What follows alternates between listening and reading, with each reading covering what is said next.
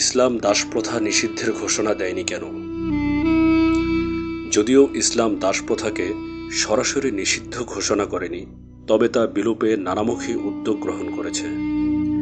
যেমন সব মানুষের জন্য অভিন্ন মানবিক অধিকার ও মর্যাদা ঘোষণা করা, দাসমুক্ত করাকে ইবাদত ঘোষণা করা, স্বাধীন ব্যক্তিকে দাস বানানো নিষিদ্ধ করা, দাসমুক্তিকে কাফফারা তথা পাপের প্রতিবিধান ঘোষণা করা, দাসমুক্তিকে পরকালীন মুক্তির উপলক্ষ ঘোষণা করা ইত্যাদি। এই নিষিদ্ধ ঘোষণা না করার পেছনে কিছু যৌক্তিক কারণ রয়েছে, তা ব্যক্ত করছি। দাসমুক্তিতে উৎসাহ দান। রাসূলুল্লাহ সাল্লাল্লাহু আলাইহি ওয়াসাল্লাম নানাভাবে দাসমুক্তির ব্যাপারে উৎসাহ দিয়েছেন।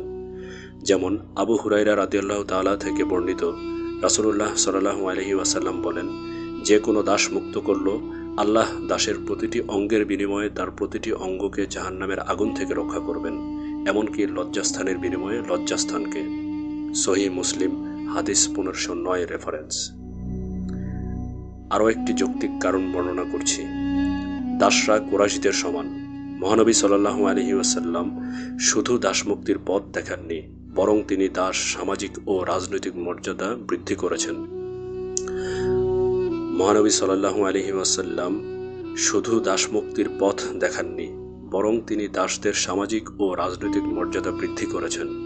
খ্রিস্টান চিন্তাবিদ নাজমি লুক বলেন, মুসলিম সমাজে দাস ও হাবশিরা কুরাইশ সর্দারদের সমান।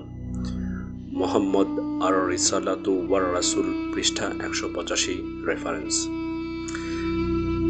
দাসরা কুরাইশ নেতাদের সমমর্যাদার অধিকারী, এ ঘোষণা শুধু মহানবী সাল্লাল্লাহু আলাইহি ওয়াসাল্লাম দেননি, বরং তাকে সতর্ক করা হয়েছে যেন তিনি সমাজের নেতৃস্থানীয়দের জন্য দাস ও অসহায় মানুষ থেকে দৃষ্টি ফিরিয়ে না নেন।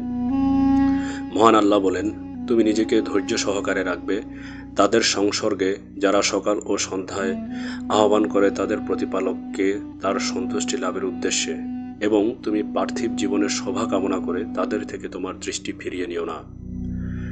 তুমি তার আনুগত্য করো না যার চিত্তকে আমার স্মরণে অমনোযোগী করে দিয়েছি, যে তার খেয়াল খুশির অনুসরণ করে, যার কার্যকলাপ সীমা অতিক্রম করে। সূরা কাহাফ, আয়াত 28। আরও একটি যৌক্তিক কারণ উল্লেখ করছি। দাসমুক্তিতে ইসলামের নীতি। জার্মান প্রাচ্যবিদ অ্যাডম ম্যাথোজ বলেন, দাসমুক্তি ইসলামের অনুসৃত নীতিগুলোর একটি। ইসলাম দাসদের কল্যাণের নীতি অনুসরণ করে। যেমন একজন দাস চাইলে নিজের নির্ধারিত অর্থের বিনিময়ে স্বাধীনতা কিনতে পারে। অর্থের বিনিময়ে মুক্তিকামী দাস ও দাসী অর্থোপার্জনের জন্য পৃথকভাবে কাজের অনুমতি পেয়ে থাকে। মৃত্যুর আগে নিজের মালিকানাধীন দাস দাসীর স্বাধীনতার ব্যাপারে ওসিয়ত করাকে ইসলাম প্রশংসনীয় পুণ্যের কাজ মনে করে। আল হাদারাতুল ইসলামিয়া ফি কারনির রাবি আল হিজরি 1/290 রেফারেন্স। এবার বলা যাক নিষিদ্ধের ঘোষণা দেয়নি কেন। ইসলাম দাসপ্রথা বিলোপে বহুমুখী পদক্ষেপ গ্রহণ করলেও তা সরাসরি নিষিদ্ধ ঘোষণা করেনি কেন? মিশরীয় লেখক ও গবেষক মোহাম্মদ মুসআদ ইয়াকুত এর পেছনে কিছু কারণ উল্লেখ করেছেন। তা হল, প্রথমত, সুপ্রাচীন কাল থেকে দাসপ্রথা ও দাস ব্যবসা সমগ্র বিশ্বে প্রচলিত ছিল। সমাজ ও রাষ্ট্রীয় ব্যবস্থা এর পেছনে নির্ভরশীল ছিল। ফলে আকস্মিকভাবে তা নিষিদ্ধ না করে ইসলাম এমন পন্থা অবলম্বন করেছে যেন ধীরে ধীরে দাসপ্রথা বিলুপ্ত হয়। দ্বিতীয়ত, তৎকালীন পৃথিবীর সব রাজ্য, সাম্রাজ্য ও রাজনৈতিক নেতৃত্ব দাসপ্রথার বৈধতার উপর একমত ছিলেন। ফলে ইসলামী রাষ্ট্র নিষিদ্ধ করলেও সিদ্ধান্ত ফলপ্রসূ হতো না। তৃতীয়ত, দাসপ্রথা নিষিদ্ধের সঙ্গে অসহায় বৃদ্ধ ও দুর্বল দাসদের সামাজিক ও মানবিক সুরক্ষার প্রশ্নও জড়িত ছিল। দাসদের ভরণ পোষণ, চিকিৎসা ইত্যাদি মৌলিক প্রয়োজনে সাধারণত মনিবদের উপর বর্তায়। ইসলাম দাসপ্রথা নিষিদ্ধ করলে বিপুল সংখ্যক আশ্রয়হীন হয়ে যেত। তাদের ভেতর এমন বহু সংখ্যক দাস এমন ছিল যারা নিজের দায়িত্ব গ্রহণে সক্ষম ছিল না। ফলে ইসলাম দাসপ্রথা নিষিদ্ধ না করে দাস দাসীর অধিকার সংরক্ষণে অধিক মনোযোগী হয়েছে। islamonline.net রেফারেন্স থেকে। ইসলামের বিরুদ্ধে অপবাদ।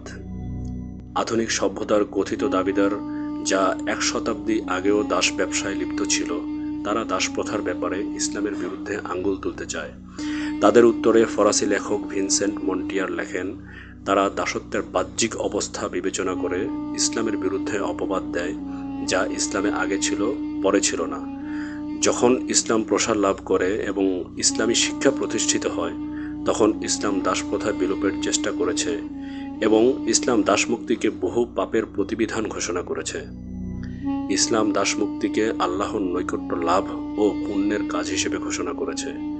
রিজানুল ওয়া নিসাউন আসলামু, পৃষ্ঠা 231 রেফারেন্স থেকে। আল্লাহ সবাইকে সঠিক বুঝ দান করুন। আমিন।